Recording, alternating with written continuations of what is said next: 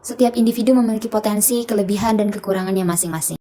Tidak jarang juga mereka memiliki kebingungan untuk mengetahui apa yang sekiranya bisa dikembangkan dalam dirinya, sehingga ia tidak bisa berkembang dengan maksimal. Kali ini kita akan mengisahkan seorang wanita yang memiliki suatu permasalahan dan mengikuti supported employment di TML sehingga ia mulai mencapai puncak potensi yang dimiliki. Perlahan ia belajar mengenal dirinya lebih dalam, mengetahui kekurangan dan kelebihannya yang sekiranya bisa dikembangkan. Kali ini kembali lagi belajar bersama TML.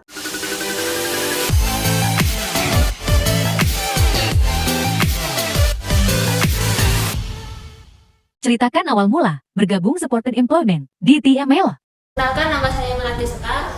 Saat ini saya berada di TML.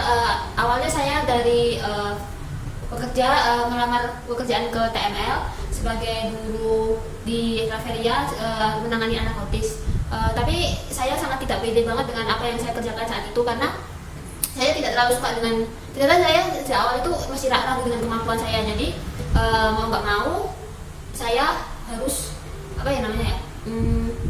mengalami pergejolakan yang sangat besar, dan jadi saya minta saran kepada Pak Ibu sama Pak Ivan gimana enaknya, karena saya belum bisa menangani murid kan saat itu.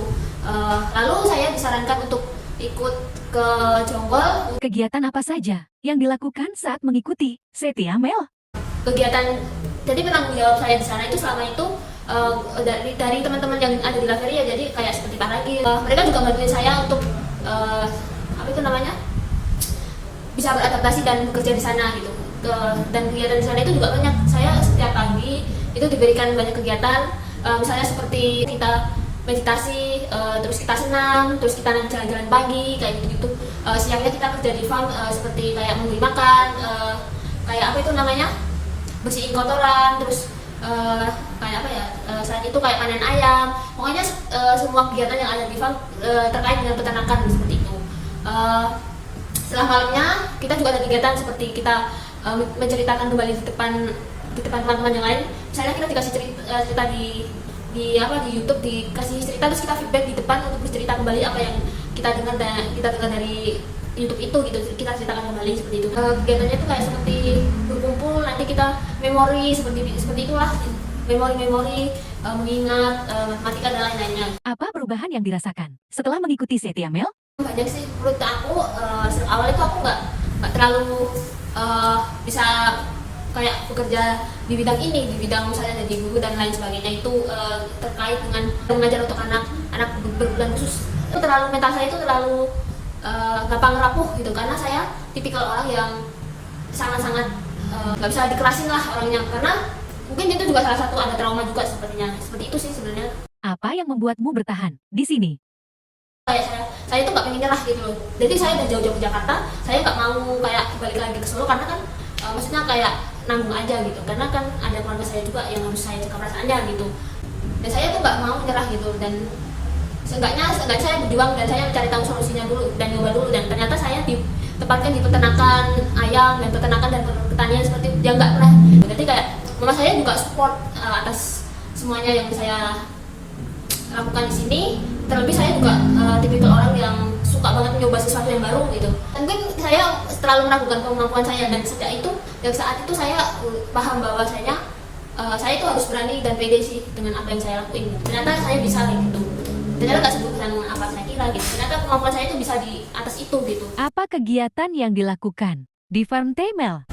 Di bagian peternakan biasanya saya itu kayak bantu sport aja sih, bantuin kasih makan bareng, cuci galon, isi air di galon kayak gitu. Terus isi galon air minum buat ayam, terus panen ayam, dan banyak sih kegiatannya. Jadi tanggung jawab saya di sana itu kayak misalnya cari kangkung. Ya kangkungnya itu buat pakan ngarit kangkung lah istilahnya. Terus sempet kayak ya kita nanam dikit-dikit, tapi itu kan buat kangkung, yang buat makan ayam khusus ayam. Jadi saya di sana juga diajarin kayak nanam kangkung dari bibit gitu, ditusuk tanahnya, terus nanti dimasukin bibitnya gitu, terus baru disiram kayak gitu sampai dia tumbuh kayak gitu. Gini sih ya awal-awalnya saya mungkin rasanya nggak pede kan, karena saya merasa insecure sama diri saya, padahal ya mungkin nggak seburuk itu gitu. Dan setelah di sana mungkin saya kayak, karena itu sesuatu yang baru bagi saya gitu, tapi meskipun itu kayak Ya tapi saya nggak pernah nyentuh kayak peternakan dan lain-lain sih, cuman dan itu saya kayak mulai mungkin hal baru ya yang maksudnya bisa saya eksplor tanpa ada latar belakang dan lain-lain gitu loh, maksudnya kayak yang hal yang baru yang bisa saya lakukan benar-benar baru gitu loh, jadi saya bisa pede di itu, bisa ngasah kemampuan saya gitu loh. Apa manfaat yang dirasakan saat mengikuti Setia Mel? Banyak banget sih, kayak apa ya, selain di mental juga sih, mental saya jadi kuat di sana, misalnya kayak kan di sana jauh dingin banget dan saya bisa di sana itu bisa adaptasi jauh dari fasilitas publik yang lengkap seperti di kota ada Indomaret, ada Superindo dan lain-lain, ada makanan yang lengkap bisa sih. Terus selain itu saya bisa belajar soal peternakan, pertanian, kayak gitu yang organik, bikin saya mencoba hal yang baru kayak gitu, lebih pede, social skill saya bertambah dan saya bisa kayak lebih upgrade apa-apa aja yang harus saya lakuin gitu. Setiap skill-skill apa yang harus saya update setiap hari, karena saya juga jiwanya suka belajar dan suka sekolah sebenarnya gitu. Jadi saya ya bisa terus ngasah itu gitu, update tentang diri saya. Pesan untuk orang yang menonton video ini. Untuk orang-orang yang mungkin merasa saat ini mentalnya sedang nggak baik-baik aja, saya berpesan bahwa kita sebagai manusia itu pasti ada saatnya kita merasa diri kita itu sedang nggak baik-baik aja, itu nggak apa-apa sebenarnya. Tapi kita jangan sampai menyerah dengan apa yang kita rasakan gitu.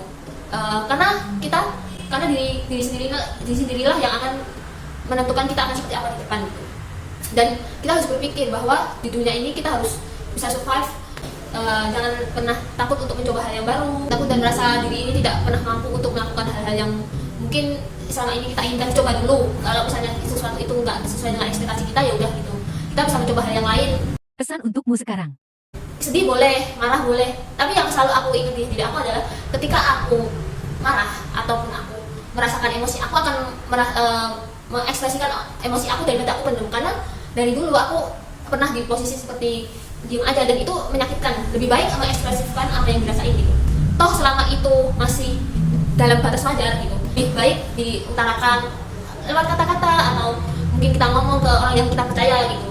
Itulah cerita singkat dari saya, semoga bermanfaat dan buruk-buruknya tidak usah diambil, ambil saja yang positif-positifnya.